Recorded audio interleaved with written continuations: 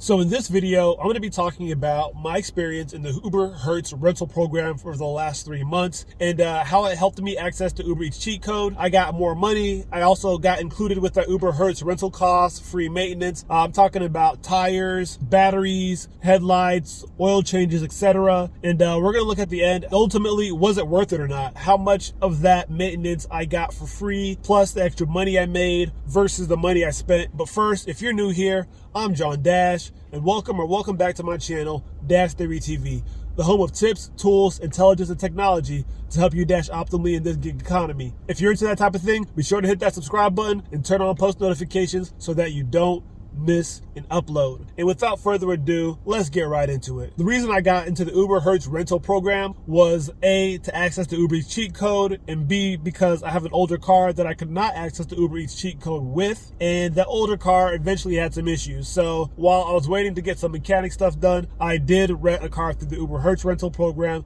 signed up with the rideshare, and got a new Uber account. So the one thing that really led me to using the Uber Hertz rental program is with the car shortage, chip shortage, whatever you want to call it. Typically, everywhere else I checked around town for rental cars was charging between $60 to $70 a day. And the Uber Hertz rental program actually had the best rental rates in town, starting at about $35 a day. Although I did have to pay it weekly, I was able to basically include full coverage insurance. So basically, if I got into a wreck with the car for about $5 per day extra, with taxes and whatnot, I think that ended up going up to closer to like $45 a day, which was still cheaper than the $60 to $70 a day that I would have been paying with any other car rentals. So another benefit of getting with the Uber Hertz rental program was the main benefit of, I think, the previous video, the Uber Eats cheat code. So by getting into that program, I did get that sign-on quest. I got whatever this amount is in bonuses just from that sign-on quest. I also got more quests. I got those on a weekly basis. And then finally, I got those surge and boosts that I don't see when I'm using the Uber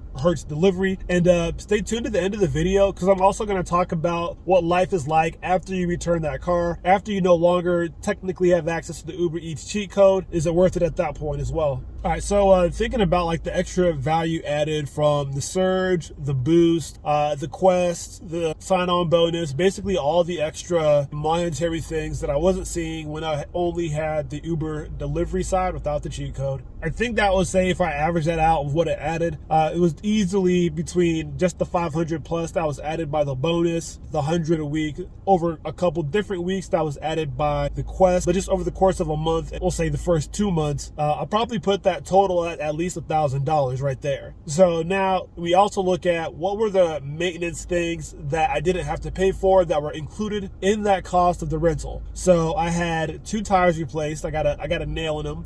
I got a nail in one, and I guess the other one needed replacement as well. But I'm going to average them out at 150. I really feel like they should be closer to 200, but I want to be conservative with these estimates because I want to give you guys realistic numbers. But what I will do is save $50 in labor for installing the tires. Got a new car battery in there as well. A new battery was $200 when I got it at AutoZone for this car. And we'll say it's about an hour to replace most battery. So we'll say $25 in labor.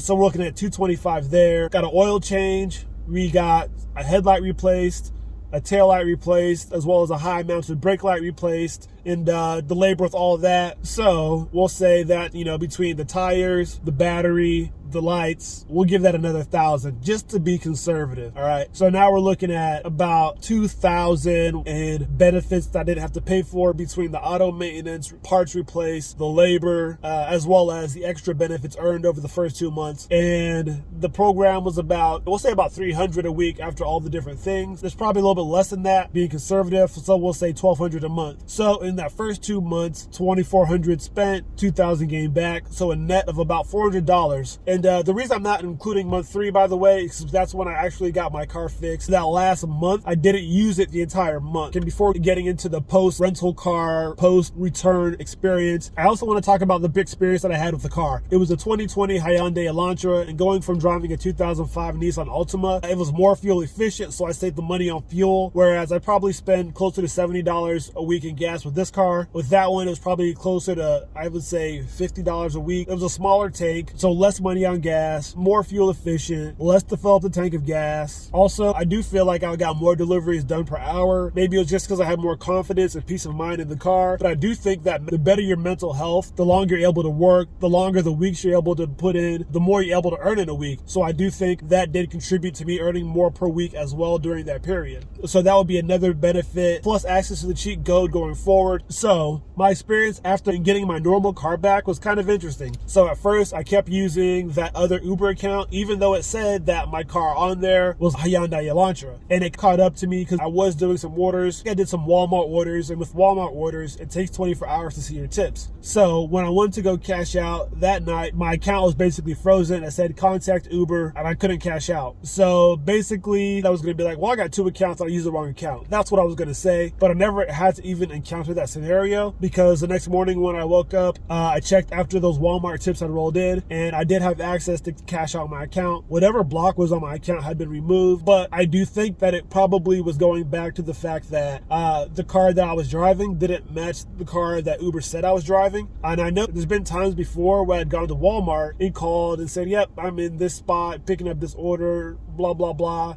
They said, yep, you're in the white, blah, blah, blah. And I'd be like, yep.